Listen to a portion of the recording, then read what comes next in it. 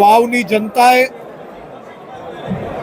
જ્ઞાતિકીય તૃષ્ટિકરણને જાકારો આપ્યો છે અને વિકાસની રાજનીતિને અપનાવીને ખાસ કરીને વાવમાં જે પ્રકારે છેલ્લા અનેક વર્ષોથી રાજ્ય સરકાર અને કેન્દ્ર સરકારની યોજનાઓ નાગરિકોને ના મળે, નાગરિકોને તેનો લાભ મળે તે અટકાવવાનો પ્રયાસ કરતા હતા, એવા સૌ લોકોને વાવની જનતાએ આજે જવાબ આપ્યો છે, એમનો હિસાબ કર્યો છે.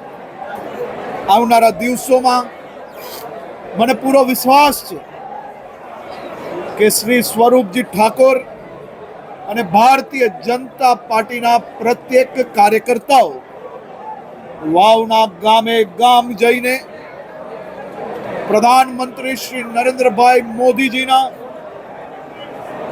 જન કલ્યાણકારી યોજનાઓ ભૂપેન્દ્રભાઈ પટેલના માર્ગદર્શનમાં, ભારતીય જનતા પાર્ટીના પ્રદેશ પ્રમુખ શ્રી સી.આર. પાટીલજીના માર્ગદર્શનમાં, અમારા સૌ નેતાઓના માર્ગદર્શનમાં વાવના ગામે ગામ સુધી આ યોજનાઓ પહોંચાડવા માટે, નાગરિકોને વધુમાં વધુ સુવિધાઓ આપવા માટે પ્રયાસ કરશે તેવો મને 100% વિશ્વાસ છે. આજે મહારાષ્ટ્રમાં ભારતીય જનતા પાર્ટીની અને સાથી પક્ષોની ઐતિહાસિક વિજય થઈ છે. મહારાષ્ટ્રના ખૂણે ખૂણેથી, મહારાષ્ટ્રની ચારેય દિશાઓમાંથી મોદી મોદીના નારા ગુંજી રહ્યા છે. મહારાષ્ટ્રની જનતાએ દેશના વિકાસમાં, મહારાષ્ટ્રના વિકાસમાં આજે ઐતિહાસિક જનમતનો ફેસલો આવ્યો છે. સલંગ ત્રીજી વાર મહારાષ્ટ્રની અંદર ભારતીય જનતા પાર્ટી અને સાથી પક્ષની સરકાર બનવા જઈ રહી છે. મને પૂર્ણ વિશ્વાસ છે કે દેશની ને દુનિયાની નંબર 1 જોડી એટલે દેશના નાગરિકો અને દેશના પ્રધાનમંત્રી શ્રી મોદીજી અને દેશના નાગરિકો એ દુનિયાની સૌથી મોટી જોડી છે અને આ જોડી દુનિયામાં ડંકો વગાડવાનું છે. ભારતને છેલ્લા 11 વર્ષના નરેન્દ્રભાઈ મોદીના શાસનમાં એક નવી ઊંચાઈ પ્રાપ્ત થઈ છે. એ ઊંચાઈની ઝડપ હજી વધુ ઝડપથી આગળ વધવાની છે. આજે કોંગ્રેસે એક નવો ઇતિહાસ રચ્યો. કોંગ્રેસના નેતા શ્રીમાન રાહુલ ગાંધીના નેતૃત્વમાં આજે 89મી ચૂંટણીની હાર કોંગ્રેસને પ્રાપ્ત થઈ છે.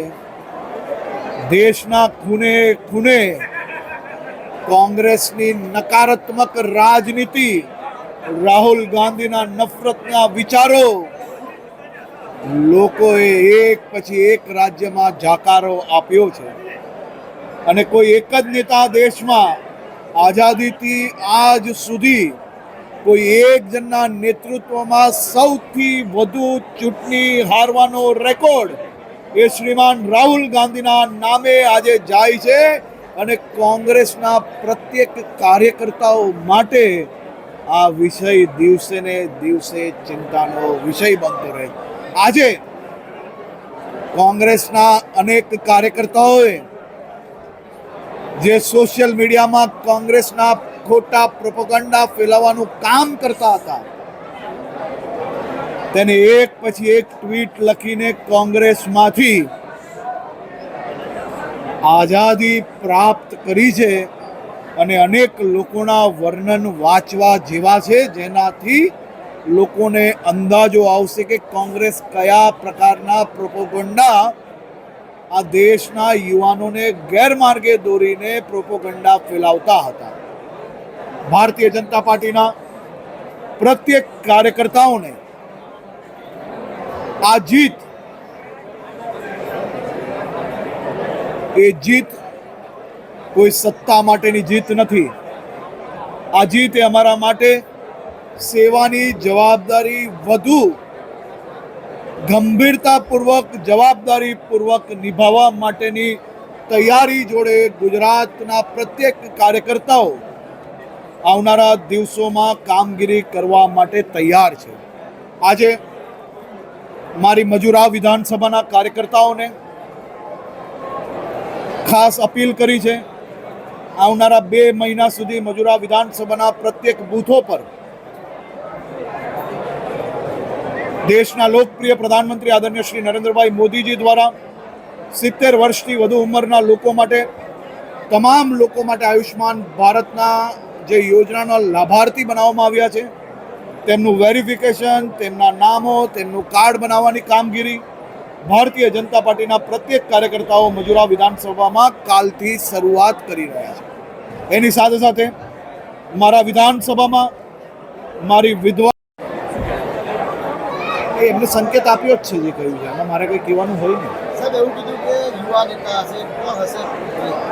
એમને સંકેત એમના હિસાબે એમને વાત મૂકી જ છે, બરાબર છે. એમાં કોઈ આ વિષય અમારામાં ક્યારેય કોઈ વ્યક્તિને એનો અંદાજો આવે એવું મેં ક્યારેય જોયું નથી. પ્રદેશ પ્રમુખશ્રી એમની વાત એમને ક્લિયર મૂકી, જે કહ્યું છે મીડિયાની સામે જ કહ્યું છે, એમાં કંઈ મારે કંઈ કહેવાનું એમાં બાકી નથી રહેતું.